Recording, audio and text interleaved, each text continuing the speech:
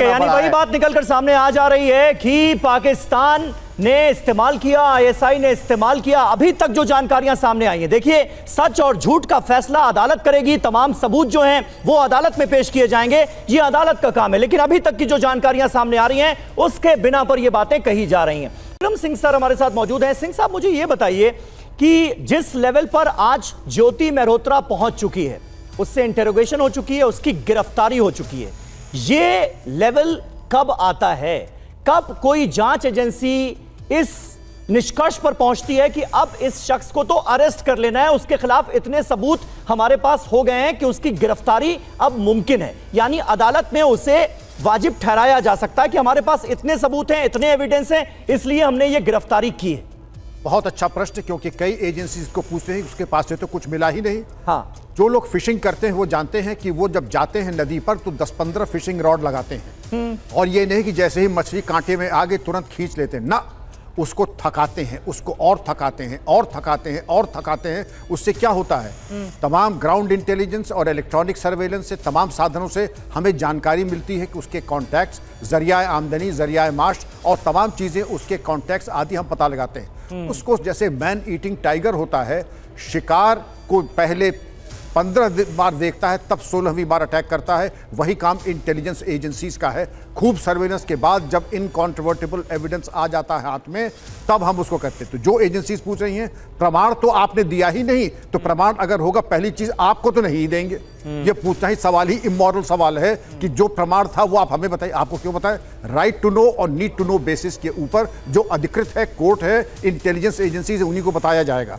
और रही बात इसकी, आप ये मान के चलिए अभी तो आप पहली पायदान पे हैं, जब अगला इंट्रोगेशन हुआ, डायरी आपने दिखाई, तमाम चीजें ऐसी जो हम सब लोग जानते हैं प्रिवी हैं, लेकिन उसका डिस्क्लोजर नहीं हो सकता है। इस लड़की ने अपने आप को, कुल और वंश को मटिया मेट कर दिया, इतना अकाट्य साक्ष्य है। और अभी तो पहली परत प्याज की उतरी है, जब परत दर परत उतरेगी तब आप देखिएगा, जैसे दीपक वोरा सर ने कहा, आजीवन कारावास तो मिनिमम उसकी है। इसने तो सत्यानाश कर दिया अपना और अपने परिवार। यानी कुल मिलाकर सर ये कहा जा सकता है कि ये तमाम, और सिर्फ ज्योति मेहरोत्रा ही नहीं, और भी बाकी जो जासूसी के आरोप में लोग पकड़े गए हैं, उनमें गजाला है, तारीफ का नाम है, और एक लंबी फहरिस्त हमने दिखाई।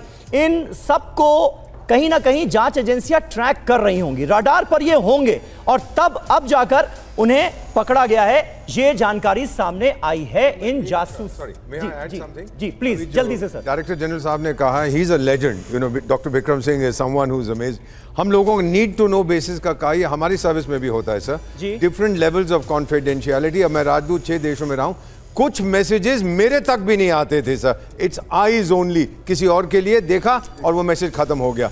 We don't keep any paper, ये हमारा सिस्टम है, इस लेवल पे इसको, इस लेवल, इस लेवल, इस level. So need to know basis बहुत ज़रूरी है। लेकिन ये जो नैरेटिव सेट करने की कोशिश कर रही थी पाकिस्तान के कहने पर, मेरा ख्याल है सर कि उसी में शातिर से शातिर खिलाड़ी कोई सुराग छोड़ जाता है। और इसके अपने वीडियोस हैं, बेवकूफ और she is on a high, मेरे इतने फॉलोअर्स हैं, मेरे को तो कोई हाथ नहीं लगा सकता, मैं शहंशाह हूं, मैं बादशाह हूं, मैं महारानी हूं, मैं ये हूं वो। अब फंस गई है sir because of her arrogance.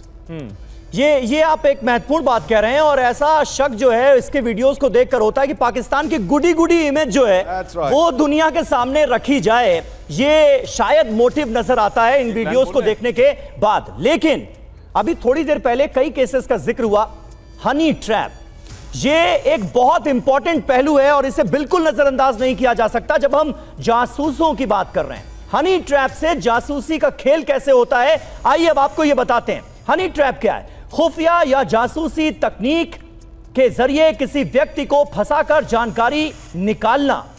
आमतौर पर सुंदर महिलाओं का इस्तेमाल इसके लिए किया जाता है। कई एजेंसियों ने पुरुषों का भी इस्तेमाल किया, यानी रिवर्स हनी ट्रैप भी हो जाता है कई मामले में। ज्योति मेहरोत्रा के केस में लोग यही कह रहे हैं।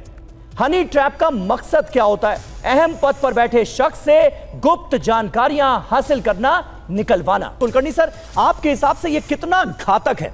और आमतौर पर इसमें कई बार भोले भाले लोग भी अनजाने में फंस जाते हैं, वो देशद्रोह कर रहे हैं, देश के साथ गद्दारी कर रहे हैं, इसका उन्हें एहसास ही नहीं होता है, और एहसास तब होता है जब वो पूरी तरह से ट्रैप में फंस जाते हैं। समीर, आपने बिल्कुल ठीक कहा, एहसास तो होना शुरू होता है पर वो कुछ कर नहीं सकते। अब कारण ये है कि पुराने इसमें अपने पास जॉइंट फैमिली सिस्टम होता था, तो जॉइंट फैमिली में पता लगता था कौन क्या कर रहा है। अब जैसे जैसे सब शहरों की तरफ आ रहे हैं और ज़्यादा पैसे की लालच होती है, थोड़ा बड़ा परिवार होता है, आप देखते हैं कि रहना मुश्किल होता है, तो उनमें से कहीं ना कहीं आशाएं इच्छाएं बढ़ाने के लिए इनको आप हमेशा ट्रैक करते हैं। हर एक आदमी का वीकनेस होता है, हर एक, ऐसा कोई आदमी नहीं है क्योंकि सामने वाला पहली मुलाकात में या पहले राउंड में अगर कहा जाए तो वो बता तो रहा नहीं है कि मेरा मोटिव क्या है। वो उसको पता ही नहीं चलेगा शुरुआत में कि उसके साथ क्या किया जा रहा है, क्या हो रहा है। धीरे धीरे, अब सपोजिंग मुझे अच्छे ड्रेस पहनने का शौक है तो उसको ड्रेस गिफ्ट हो गए, फिर उसके बाद उसको, अब उस लड़की को या लड़के को जैसे जैसे जिसके शौक है वो पहले उनको शौक पूरे किए जाते हैं, उसके बाद उनको फिर इस्तेमाल में लाया जाता है, उसके बाद वो पीछे हट नहीं सकता। पाकिस्तान का कोड है +92। हाँ, इस तरफ से कोई भी कॉल आने वाली होती है, आती है, आप उसको ब्लॉक करना सीखिए, क्योंकि पाकिस्तान पहले क्या करता है कि यहाँ के लोकल नंबर से आपको ट्रैप करता है, उसके बाद फिर धीरे धीरे पाकिस्तान के नंबर से ट्रैप करके आपसे इन्फॉर्मेशन इकट्ठी करनी शुरू करता है। तो +92 को याद रखिए जिंदगी भर के लिए, इससे आपने कभी कोई बात नहीं करनी। नंबर 1। नंबर 2, हनी ट्रैप अपने आप में एक बहुत ही विस्तृत कहते हैं इन्वेस्टिगेशन पॉइंट है, क्योंकि हम प्राइवेट डिटेक्टिव भी हनी ट्रैप नहीं करते, लेकिन मुखबिर बनाते हैं। इन्फॉर्मेशन गैदर करने के लिए कमज़ोर कड़ियों को ढूंढते हैं। कमज़ोर कड़ियाँ कौन होती हैं? जो किसी बार में जा रहे हैं, पी रहे हैं, उठ रहे हैं, किसी कहते हैं वुमनाइजर टाइप के लोग हैं, पैसे की उनको कहते हैं जरूरत पड़ी रहती है, इस तरीके के वीक पॉइंट ढूंढे जाते हैं। लेकिन जब हम पाकिस्तान की बात करते हैं और पाकिस्तान के हनी ट्रैप की बात करते हैं, तो पाकिस्तान सबसे पहले हनी ट्रैप करने के लिए वीक पॉइंट ढूंढ लेता है, मोटिव पे कभी नहीं आता है। मोटिव पे तब आता है जब वो देखता है कि सामने वाला पूरा फंस चुका है, तो फिर उससे एक डिमांड की जाती है हैवी अमाउंट की।